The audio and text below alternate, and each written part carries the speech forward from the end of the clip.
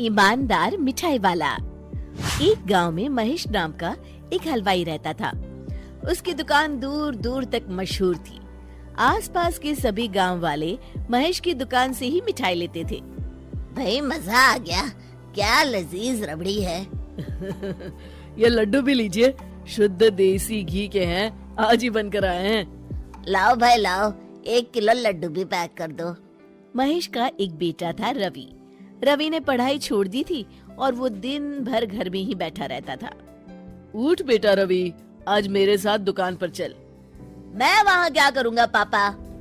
अरे दुकानदारी सीख बेटा, आगे चलकर ये सब तुझे ही तो संभालना है। मुझे ये सब कुछ नहीं संभालना। मैं वीडियो गेम खेलूंगा, फिर दोस्तों के साथ बाहर जाऊंगा।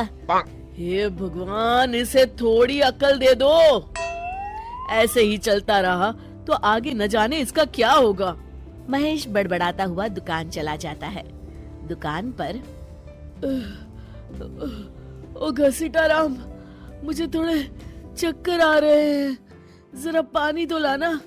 जी जी मालिक।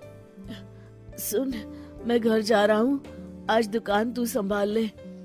जैसा आप कहे मालिक। महेश बिस्तर पर लेटा है। आपको बहुत तेज बुखार है, 1 हफ्ते बेड रेस्ट करनी होगी और ये दवाइयाँ लेनी होगी। हाय राम, ये क्या हो गया आपको? मैं तो 1 हफ्ते में ठीक हो जाऊंगा, पर दुकान कौन संभालेगा? आप फिक्र ना कीजिए जी, मैं रवि को समझाकर दुकान भेज दूंगी। आप बस जल्दी से अच्छे हो जाइए जी। अगले दिन रवि दुकान पर पहुंचता है। आइए आइए मालिक, मैं आप ही का इंतजार कर रहा था। क्यों? ये मेरी दुकान है, मैं जब जी चाहे आऊँ। तुम लोग सुबह से आकर काम पर लग जाया करो, समझे?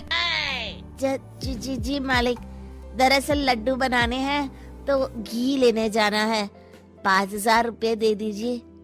5,000? तुम्हारा दिमाग तो ठीक है? इतने महंगे लड्डू बनाएंगे तो मुनाफा क्या होगा? पर देसी घी भी तो बहुत महंगा है ना मालिक।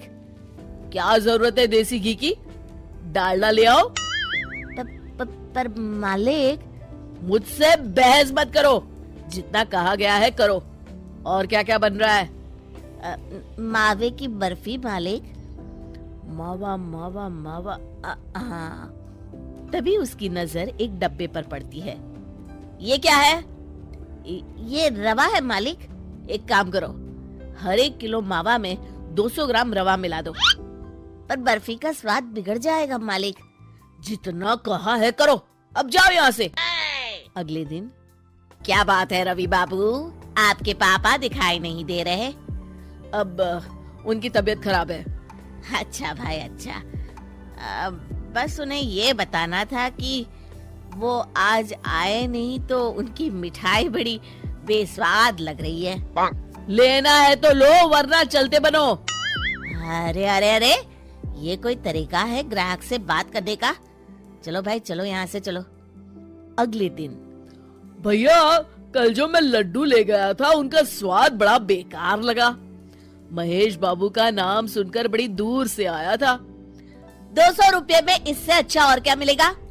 सुबह सुबह मनहूस बातें मत करो।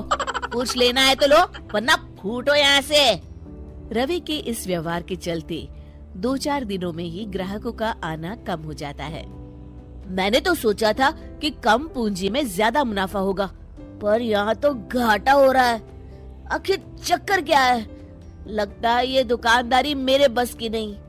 महेश ठीक होकर दुकान लौटता है तो घसीटाराम उसे सब कुछ बताता है। हे भगवान, इसने तो मेरी सालों की मेहनत पर पानी फेर दिया। अब क्या करेंगे मालिक? कुछ नहीं, सबसे पहले तुम पहले की तरह शुद्ध और अच्छी मिठाइयाँ बनाओ और मुझे गांव के उन सब लोगों के नाम बताओ जिनसे रवि ने बदतमीजी की। रवि, कल सुबह दुकान पर आ जाना, बहुत जरूरी काम है। मुझे नहीं आना, मैंने 1 हफ्ता दुकान संभाल ली है, अब संभालो आप। दुकान तो तूने जैसे तैसे संभाल ली, पर सीखा कुछ नहीं। कल तुझे बहुत जरूरी सीख देनी है। रवि पैर पटकता हुआ बाहर चला जाता है। अगले दिन। ये ले ताजी शुद्ध मिठाइयाँ। मैं इतनी मिठाइयों का क्या करूं? इन्हें उन सब के घर देकर आओ जिनसे तुमने बदतमीजी की, और साथ में माफी भी मांग लेना।